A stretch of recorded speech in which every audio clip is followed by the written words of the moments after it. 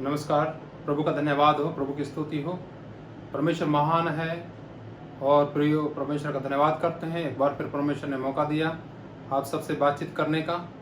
हम परमेश्वर के वचन में जाएंगे और हम इन दिनों में देखते हैं बहुत से लोग दुनियादारी के चक्कर में बहुत अधिक हैं और वो लगातार चाहते हैं कि वो धनवान बने और अधिक धन कमाएं और दुनिया की चमक दमक में आगे बढ़े। लेकिन प्रभु का वचन आज हमें इस विषय में क्या बात करता है उसके बारे में हम देखेंगे। विश्वासियों के जीवन के विषय में हम देखते हैं कि वो भी संसार की दौड़ में बहुत से लोग शामिल हुए हैं, लेकिन वो चाहते तो हैं कि उनका उद्धार हो, उनका कल्याण हो। लेकिन प्रियो, उद्धार कैसे होगा, कल्याण कैसे होगा, ये थोड़ा ध्यान से सुनिएगा। बड़ा ही गंभीर विषय है, पूरा वीडियो देखिए ध्यान से। परमेश्वर आपको, मेरा विश्वास है, जरूर आपको आशीष देंगे। प्रभु का धन्यवाद। आइए हम प्रभु की वाणी में चलेंगे। एक स्टोरी, एक घटना का जिक्र यहाँ पर हम देखते हैं। लूका का सुसमाचार उसका 18 अध्याय और उसका 18 वचन से हम पढ़ेंगे। आप सुनिए थोड़ा ध्यान से। लिखा यहाँ पर, किसी सरदार ने उससे कहा, हे उत्तम गुरु, अनंत जीवन का अधिकारी होने के लिए मैं क्या करूं। एक सरदार था, यानी एक उसको कह सकते हैं हम फरीसियों का सरदार, हेड, मुखिया। तो वो कहता है प्रभु के पास आकर के, हे उत्तम गुरु, अनंत जीवन का अधिकारी होने के लिए मैं क्या करूं। यीशु ने उससे कहा, तू मुझे उत्तम क्यों कहता है?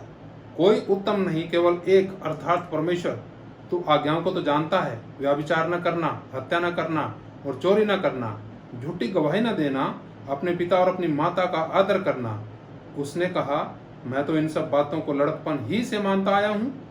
यह सुन यीशु ने उससे कहा, तुझ में अब भी एक बात की घटी है। अपना सब कुछ बेचकर कंगालों को बांट दे और तुझे स्वर्ग में धन मिलेगा, और आकर मेरे पीछे हो ले। वह यह सुनकर बहुत उदास हुआ, क्योंकि वह बड़ा धनी था। प्रियो, यहाँ पर हम देखते हैं एक धनवान की कहानी। एक धनवान व्यक्ति चाहता था कि इसका उद्धार हो, इसका कल्याण हो, लेकिन ये मन नहीं अपना बदलना चाहता था। इसका मन इसके धन के साथ लगा हुआ था।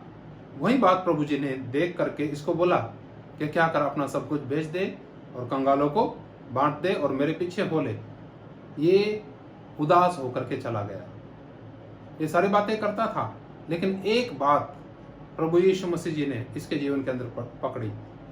प्रभु जी ने कहा, तुझ में अब भी एक बात की घटी है। यानी ये क्या करता था? चाहता था दोनों रास्ते पर चलना। प्रिय, ऐसा नहीं हो सकता। हम प्रभु के रास्ते पर चलेंगे तो संसार को अप्रिय मानना है।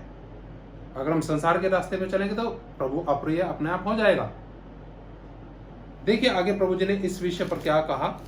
यीशु ने उसे देखकर कहा, धनवानों का परमेश्वर के राज में प्रवेश करना कितना कठिन है। परमेश्वर के राज में धनवान का प्रवेश करने से ऊंट का सुई के नाके में से निकल जाना सहज है। इस पर सुनने वालों ने कहा, तो फिर किसका उद्धार हो सकता है? उसने कहा, जो मनुष्य से नहीं हो सकता वह परमेश्वर से हो सकता है। पतरस ने कहा, देख, हम तो घर बार छोड़कर तेरे पीछे हो लिए हैं।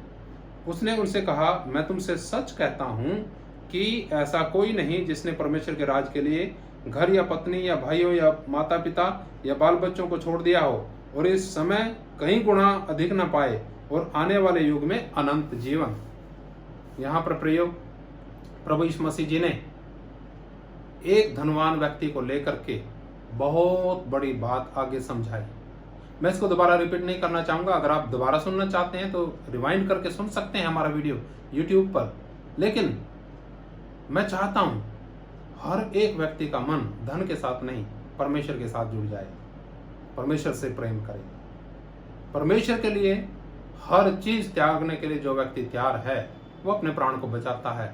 उसी का कल्याण होगा, उसी का उद्धार होगा। ये परमेश्वर ही कर सकता है, किसी मनुष्य के हाथ में ये बात नहीं है। परमेश्वर आप सबको बहुत आशीष दे। मेरा विश्वास है कि आपने बड़े ध्यान से सुना है और आपको बहुत आशीष मिली है। प्रभु का धन्यवाद। प्रार्थना करेंगे।